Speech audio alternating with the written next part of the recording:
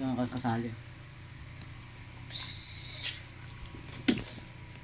Ang tahimik dito sa bahay. Ano pa? Hmm? Ang tahimik sa bahay. Ano talaga ba? Maganda. Tahimik. Hmm.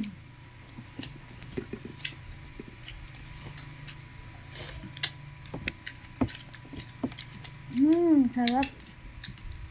Yari ka daw pag pumunta ka to Fiesta, sabi ni mama. Bakit? Hindi mo magbabalik na kayo. Oo naman, babait lang naman ah. Renta lang yun, baliw. Kahit na. Sabi ko. Sabi niya, asa si Mati? Sabi ko. Hindi ko alam.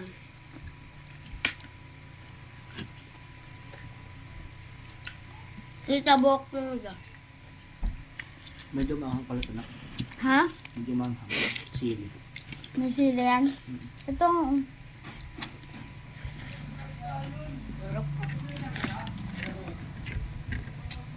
may matitira pa dito pa. Dami talaga yan. Madami yan kayo sa ano. Isa. Yung kapasit ko. Marami yan eh. Gusto ko niya mamipin. Sitbas ka. Nagtutubrush ako pa kanina. Pagkatapos mo kumain. Sitbas ka ulit.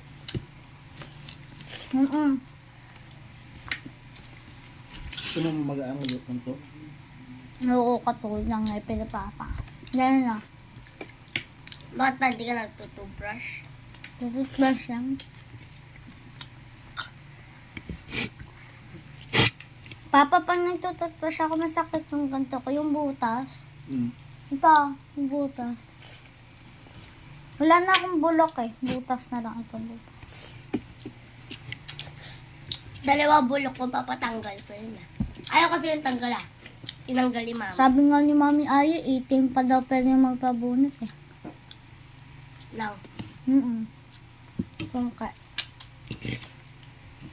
Matagal pa siya.